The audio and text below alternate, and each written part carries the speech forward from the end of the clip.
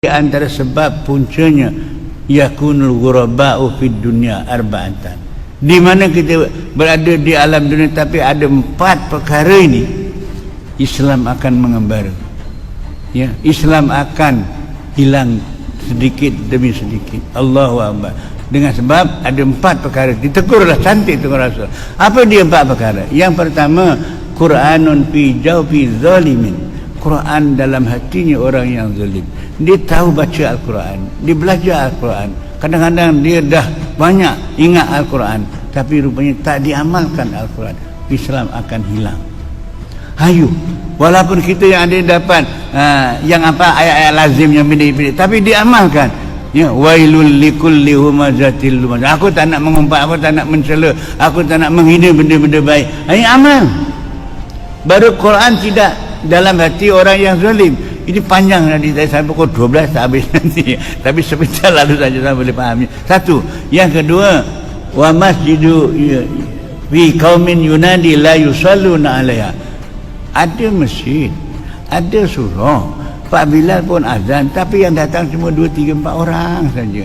Makanya orangnya kalau dicek buat surau sampai 2000, tapi yang datang sembahyang jamaah cuma 2, 3 orang. Kadang-kadang setengah masjid Pak Bilal dengan Pak Imam saja. Kadang-kadang ia itu jadi Pak Bilal, ia jadi Pak Imam, ia jadi sembahyang jamaah seorang. Naudzubillah. Pernah dengar tak tuan-tuan?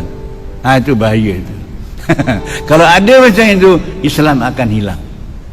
Yang ketiganya, wa mushafu qaumin la yuqra'u fi. Kitab-kitab agama ni tak dibaca, tak disampaikan. Ya. Masya-Allah.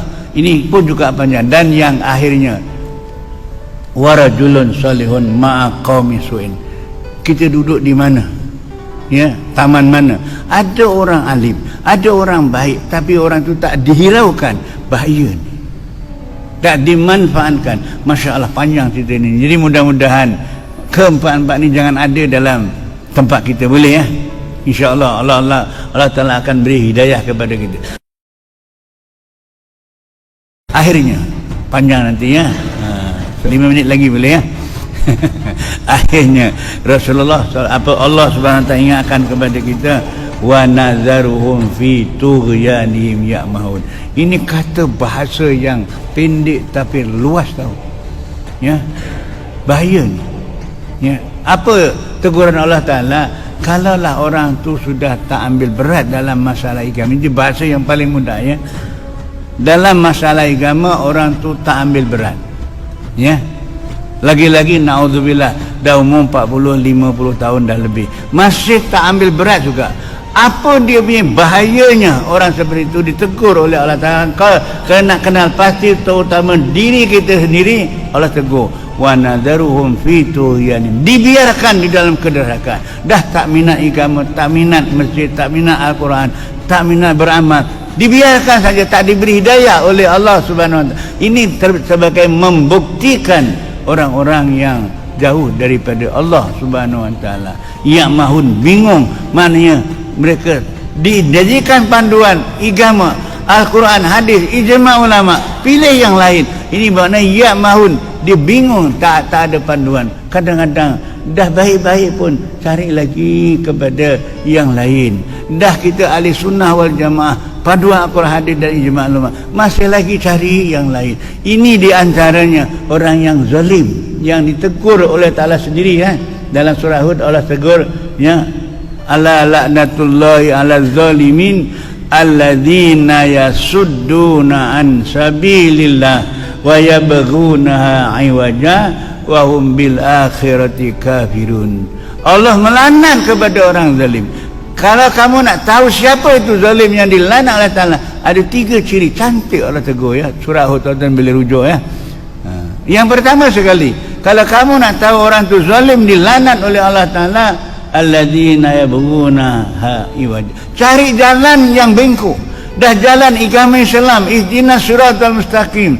Kita tak nak ghairil maghdubi, lagi-lagi waladdallin. Tapi tak nak. Allahu Akbar.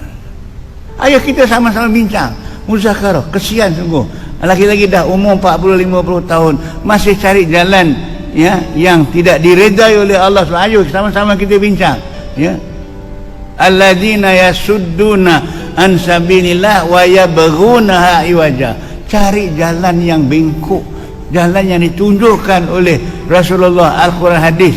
In tamassaktum bihima falan tadillu abada. Kalau kamu berpegang teguh kepada peringatan aku hadis, sampai bila pun kamu tidak akan sesat. Tapi masih juga, apa sebabnya, puncanya tuan-tuan kaji ya? Apa sebabnya? Ditegur oleh Allah Subhanahu Wa Taala, di antaranya alladzina yastahibbunal hayatad dunya.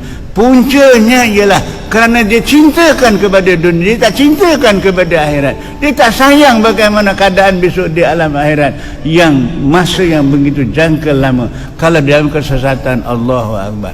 Jadi dengan harapan tiga-tiga ni, yang ketiganya ya, alladzina yasudduna an sabilillah wa yabghuna iwaja wa hum bil akhirati kafirun.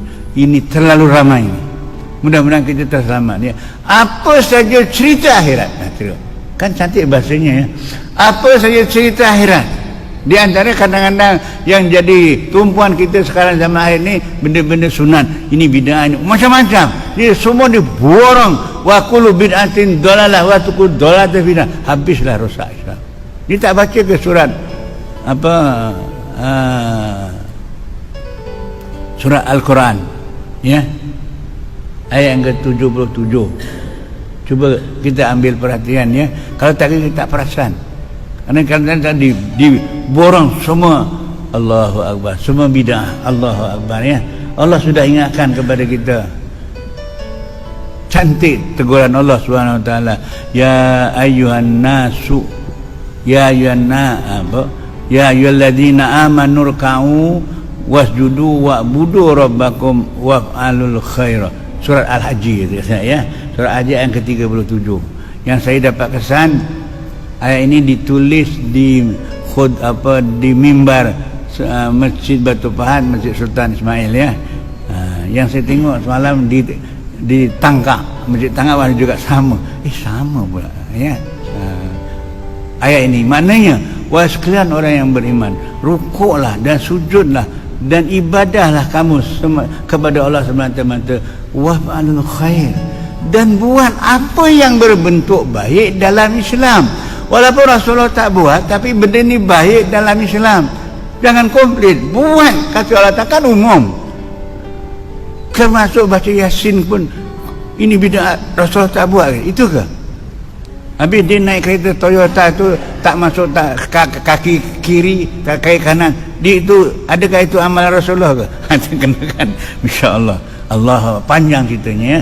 Dan insya-Allah kita jangan sewenang-wenang mengatakan ini bid'ah. Bincang dulu, rujuk kepada ijma' ulama. Selamatlah kita. Dahlah dia tak selamat, kadang-kadang mengajak kempen orang lain. Allahu Akbar. Ini lagi bahaya. Jadi sekianlah saja yang dapat sampaikan.